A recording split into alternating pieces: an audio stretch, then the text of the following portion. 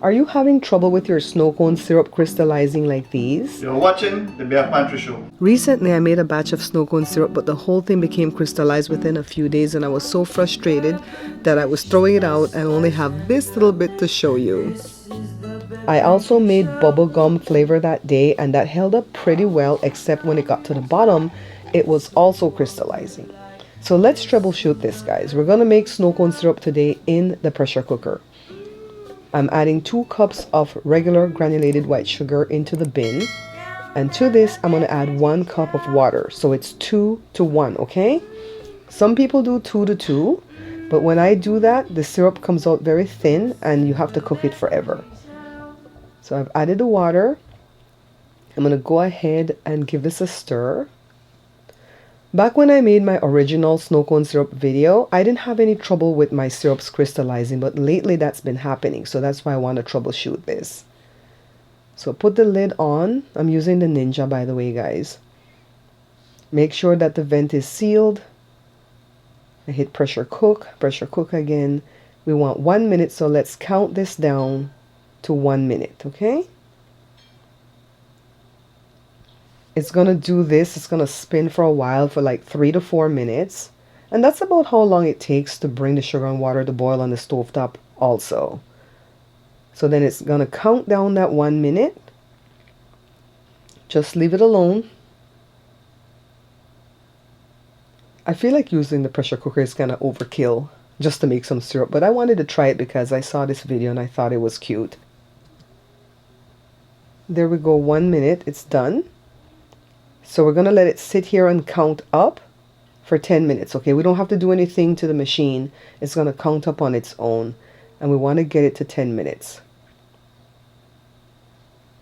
See, it's counting up. And I went off doing something else, so it got to 11 minutes plus. That's okay.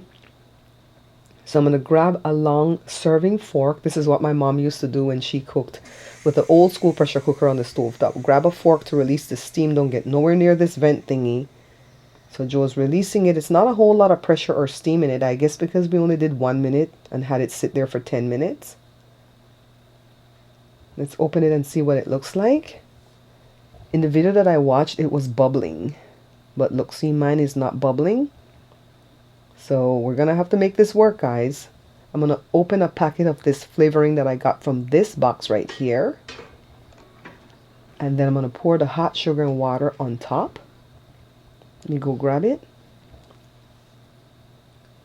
So now I want to make sure that this powdered flavoring is mixed in well with the liquid. Or as we say in cooking, until it's well incorporated. So stir it up. I'm having trouble making this powder dissolve, so I'm going to switch my spatula out to a whisk. Let me grab a whisk. Yeah. Let's work this, guys.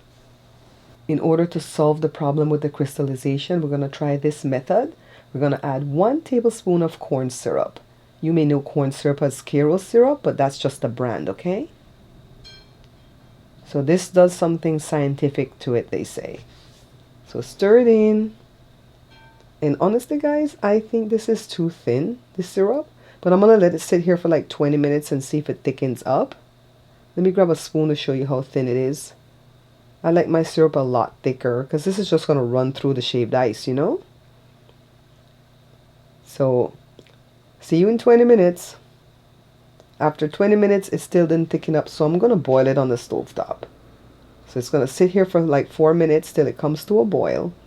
Now it's boiling. I'm going to set the timer for exactly 1 minute. And we're going to see if we can salvage this batch, okay? So note to self, don't use a pressure cooker next time. So let's see if it thickened up. Yeah, it's feeling a little bit thicker. The viscosity has changed. I think we'll be okay with this. Now let's make another batch. 1 cup of white sugar to ½ cup of water, because I want to show you another method to stop the crystallization, okay? Put the fire on, let it sit here for like 4 minutes. Well, let me stir it first to dissolve the sugar. It'll sit here for like 4 minutes doing its thing, then it's going to start boiling. And then now I'm going to add 1 tablespoon of lemon juice, not lemon extract. Let me set the timer for the 1 minute. and then add this lemon juice that I squeezed from half a lemon. And this is 1 teaspoon, okay? We don't want to put too much of the lemon juice because it's going to change the flavor. This is going to be a kiwi flavor that I'm doing from this packet. Give it a stir to work it in. So because the sugar and water is still boiling, the powder is dissolving really nicely. So it's almost done. Just have to let the minute count down.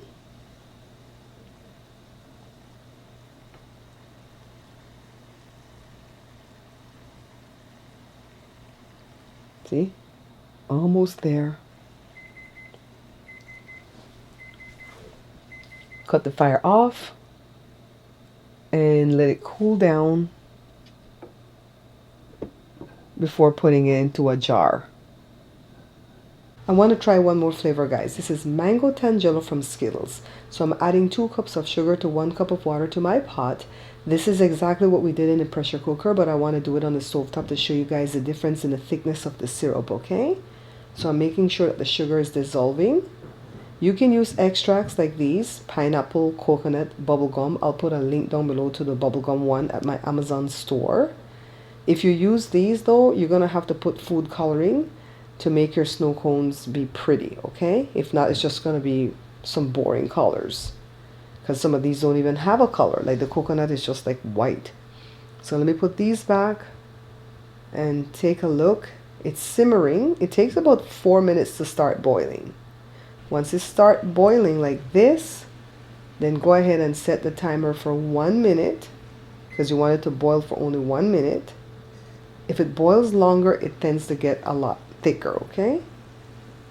So let me put the mango tangelo packet in here. I like using these little packets because they're packed with flavor. And 1 tablespoon of lemon juice.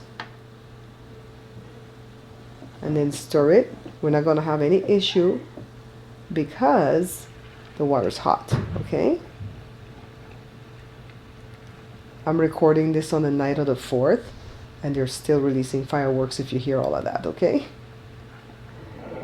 So it's done. At the 1 minute mark, it's done. I'm going to pour it out into my glass measuring cup to show you guys how much I got. So I got a little bit more than 2 cups of liquid. Set it aside and let it cool before I put it in this bottle, okay? I don't know what's up with my snow cone machine, but it's screaming and hollering. I think it's going out. I've had it since 2013 and I use it every summer for my snow cones. I used it for my 47th birthday party in 2013 and the thing almost died then because it was overworked. So let me pour it in the bottle to show you that in this 97-cent bottle, I can't fit it all, okay? That amount is a little bit too much for the bottle, but it's okay because I prefer to have a full bottle like this. So I'm going to put this in the fridge. It does not have to be stored in the fridge, but I prefer to put it there because I have an ant problem. And also I want it cold when I put it on the ice. So here's my little snow cone that I got from the machine. This one is some type of passion fruit that I made for Jada. Then this is a pineapple one that I made from pineapple extract and yellow dye for me. I redid the one that crystallized, okay? This is the kiwi one. I think I overcooked this because it's a little bit too thick. And I did put some of the mango tangelo on this one too, but I didn't show that part. And then condensed milk. It's not Caribbean snow cones or Fresco if you don't put condensed milk, right? Let me clean it up and let's go outside to take a beautiful picture. Here we go. Gorgeous. This is the Beth Angie Show. Now I'm going to try old school shaving the ice. Ooh, this is a lot of work.